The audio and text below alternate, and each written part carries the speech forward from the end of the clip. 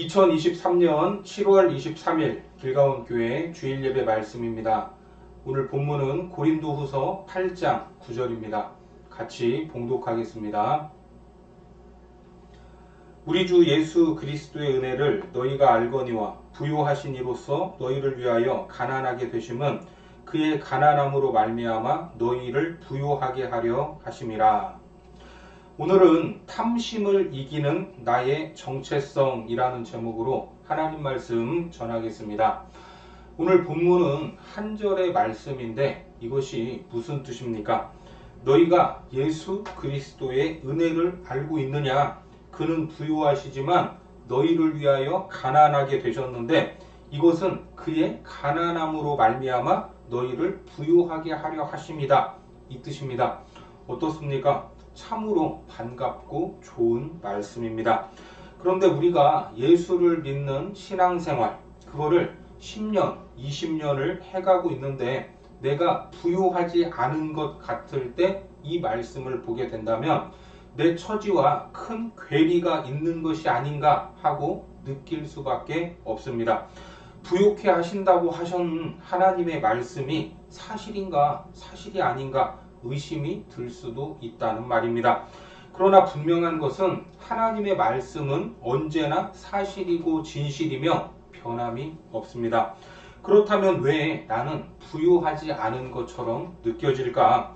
왜냐하면 우리가 생각하는 부요함, 재산을 평가하는 기준이 눈에 보이는 유형 자산에만 초점을 두고 있기 때문입니다. 예를 들면 직업이 무엇이냐, 사회적 지위가 어떠하냐, 법원 등기부상에 무엇이 기재되어 있느냐, 이런 것들만 생각하고 있기 때문입니다. 그러나 하나님이 인간에게 베풀어 주시는 자산 중에 이런 유형 자산들은 들의 꽃과 같고 풀잎에 맺힌 이슬과 같이 영원하지 않은 것들입니다. 그러나 그리스도를 통해서 내게 베풀어 주신 부요의 깊이와 넓이는 측량할 수 없다라는 겁니다. 여러분 이것을 믿으시죠? 이것을 믿는다면 하나님이 나에게 어마어마한 부요를 허락하셨구나 라는 고백을 할 수밖에 없습니다. 스바냐서에 보면 우리가 받은 부요 중에 한 부분을 볼 수가 있는데 하나님께서 나를 보고 이렇게 말씀하고 계십니다. 스바냐 3장 17절에 보시면 너의 하나님 여호와가 너의 가운데에 계시니 그는 구원을 베푸실 전능자이시라. 그가 너로 말미암아 기쁨을 이기지 못하시며 너를 잠잠히 사랑하시며 너로 말미암아 즐거이 부르며 기뻐하시리라 하리라. 이 말씀으로 지어진 찬양도 있습니다. 그런데 이 노래는 하나님이 나에게 불러주시는 노래입니다. 너는 나의 기쁨이야. 나는 너로 인하여 기쁨을 이기지 못하겠어. 이러한 하나님의 노래를 듣고 있는 나는 부자입니까? 아닙니까? 가난한 자입니까? 아닙니다. 부자입니다. 우리는 대단한 자입니다. 그렇습니다. 부자며 대단하고 보통 존재가 아니다라는 말입니다. 한 걸음 더 나아가서 고린도전서 12장 27절에 보면 너희는 그리스도의 몸이요 지체의 각 부분이라. 너희는 그리스도의 몸이다 하는 이 말씀은 너는 내 몸이다 라는 말과 같은데 이 말씀을 깊이 생각해 보면 내가 너의 몸이다 라는 개념입니다. 참으로 큰 은혜가 되죠. 너와 나는 분리할 수 없는 하나다. 내 몸은 너의 몸이야. 그렇기 때문에 내 소유도 모두 너의 소유야. 이 말씀에는 이런 엄청난 의미가 담겨져 있는 겁니다. 교통사고를 크게 당하신 어느 목사님이 병상에서 이 말씀을 깨달았는데 너희는 그리스도의 몸이다 라는 이 말씀을 통해 큰 위로와 힘을 얻었다는 겁니다.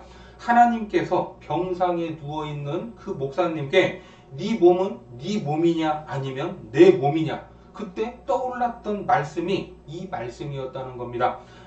내 몸은 주님의 몸이었군요. 그렇다면 하나님께서 어떻게든지 책임을 지신다라는 겁니다. 그리고 이사야서에서도 우리에게 참으로 놀라운 말씀을 하시는데 이사야 43장 4절을 보니까 내가 내 눈에 보배롭고 존귀하며 내가 너를 사랑하였은즉 내가 내 대신 사람들을 내어주며 백성들이 내 생명을 대신하리니. 네가 내 눈에는 보배롭고 존귀하다. 너는 나의 보석이다. 그냥 읽으면 별 감흥이 없지만 자세히 보면 정말 놀라지 않을 수 없습니다. 이것은 우리의 귀를 즐겁게 하려는 그런 말이 아니라 사실입니다. 진실입니다. 우리를 향하신 하나님의 마음입니다. 그 어떤 것보다 아름다운 부요가 바로 이것입니다. 좀 더 말씀을 찾아보겠습니다. 로마서 8장 14절에서 17절까지 말씀을 보면, 무릇 하나님의 영으로 인도함을 받는 사람은 곧 하나님의 아들이라. 너희는 다시 무서워하는 종의 영을 받지 아니하고 양자의 영을 받았으므로 우리가 아빠, 아버지라고 부르짖느니라. 성령이 친히 우리의 영과 더불어 우리가 하나님의 자녀인 것을 증언하시나니 자녀이면 또한 상속자 곧 하나님의 상속자요 그리스도와 함께한 상속자니 우리가 그와 함께 영광을 받기 위하여 고난도 함께 받아야 할 것이니라. 이 로마서의 말씀이 로마 교회에 전달될 당시의 상황을 보면 로마 교인들은 예수님을 믿는 것이 발각되면 콜로세움에서 짐승의 밥이 되거나 목숨을 잃기 때문에 땅을 파고 들어가서 죽은 자처럼 그렇게 숨어 사는 처지였던 겁니다. 그런데 이런 로마 교인들에게 바울은 이 복음을 꼭 전해주고 싶었습니다. 우리는 로마 병사에게 쫓김을 당하고 짐승의 밥이 될 수 있어도 하나님의 아들입니다. 그리스도와 함께 유업을 이을 상속자들입니다. 그 영광을 얻기 위해서 우리가 잠깐의 이런 고난은 기꺼이 받아야 하지 않겠습니까? 이렇게 말한 겁니다.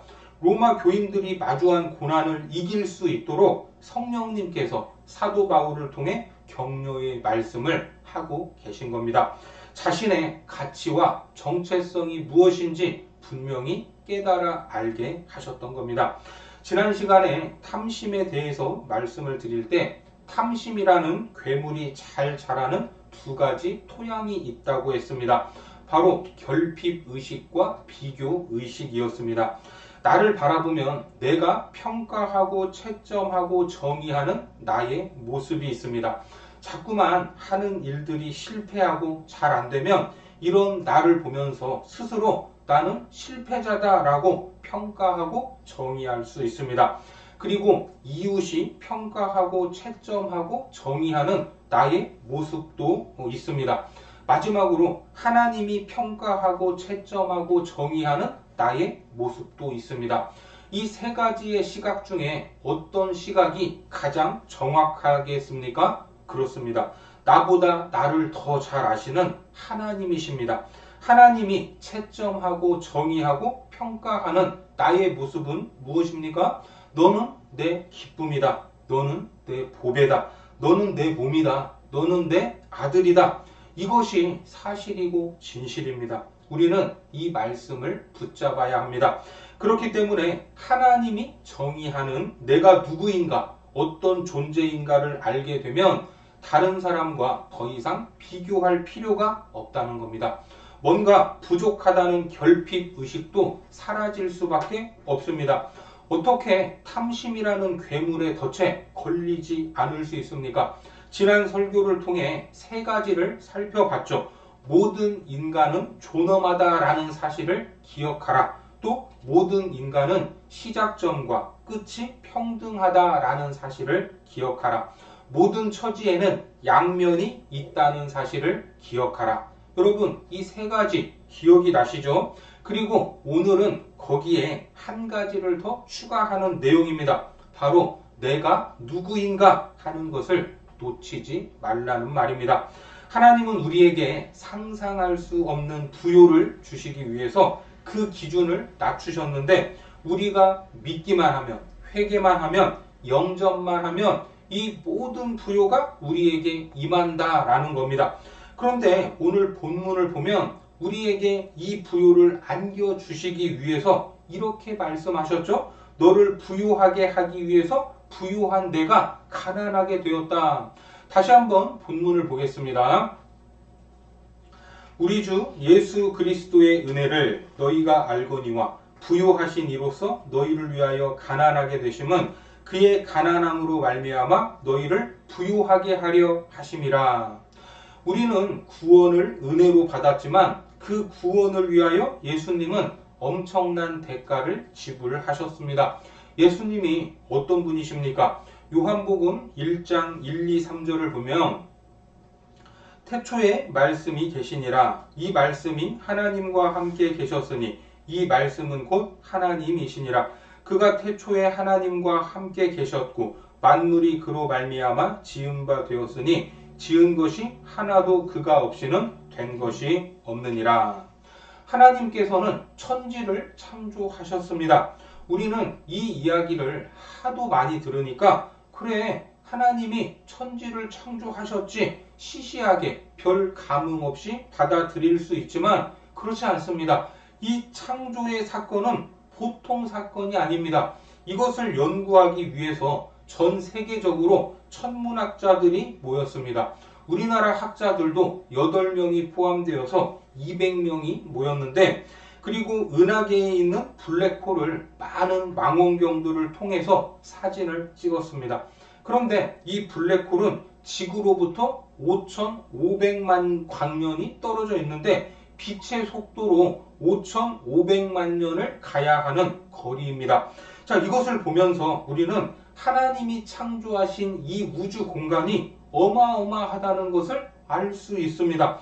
그렇다면 이렇게 어마어마한 우주를 말씀으로 창조하신 하나님은 얼마나 더 어마어마하신 분인가? 이렇게 어마어마하신 하나님께서 창조하신 이 우주 공간을 보면 그 중에 지구는 정말 작습니다. 먼지가 우리 눈에 보이지 않듯이 우주 공간 속에서 지구가 그렇습니다. 그런데 온 우주보다 크신 하나님께서 이 지구, 자기 땅에 자기 백성을 찾아오신다라고 말씀하신 겁니다. 요한복음 1장 11절에 보니까 자기 땅에 오매 자기 백성이 영접하지 아니하였으나, 상상을 초월하시는 그분께서 자신의 백성을 찾아 지구에 찾아오셨다라는 말입니다. 그런데 이 땅에 오실 때 하나님의 본체와 영광을 가진 채 그대로 오시면 우리는 그분 앞에 설 수도 없고 그분을 볼 수도 없습니다. 그래서 하나님께서는 하나님의 본체이시지만 하나님과 동등됨을 취할 것으로 여기지 않으셨습니다. 스스로 자기를 비워서 종의 형체를 가지고 사람의 모습으로 마리아의 태를 빌려서 이 땅에 오셨다는 겁니다. 완전하신 하나님이 완전한 인간이 되셔서 자기의 백성을 찾으려고 오신 겁니다. 빌립보서 2장 6절에서 8절까지를 보겠습니다. 그는 근본 하나님의 본체시나 하나님과 동등됨을 취할 것으로 여기지 아니하시고 오히려 자기를 비워 종의 형체를 가지사 사람들과 같이 되셨고 사람의 모양으로 나타나사 자기를 낮추시고 죽기까지 복종하셨으니 곧 십자가에 죽으심이라. 즉 하나님께서는 나 하나를 얻기 위해서 10,000가지도 넘는 것들, 상상할 수 없는 것들을 모두 다 내려놓고 오신 겁니다. 그리고 그 마음으로 우리에게 말씀하시는데, 너는 내 아들이다. 너는 내 딸이다. 너는 내 몸이다. 너는 내 기쁨이다. 너는 나와 함께 이 유업을 이을 상속자다. 이렇게 말씀하는 겁니다. 그리고 에베소서에서 이렇게 말씀하시죠. 에베소서 2장 4절에서 6절을 보겠습니다. 긍휼이 풍성하신 하나님이 우리를 사랑하신 그 큰 사랑을 인하여 허물로 죽은 우리를 그리스도와 함께 살리셨고 너희는 은혜로 구원을 받은 것이라. 또 함께 일으키사 그리스도 예수 안에서 함께 하늘에 앉히시니. 긍휼이 풍성하신 하나님께서 나를 사랑하시는 그 놀라운 사랑 때문에 모든 것을 비우시고 낮아지셨습니다. 그리고 나를 예수 그리스도와 함께 십자가에서 살리시고 일으키시고 신분과 소속의 개념에서 하늘에 앉히셨다라는 말입니다.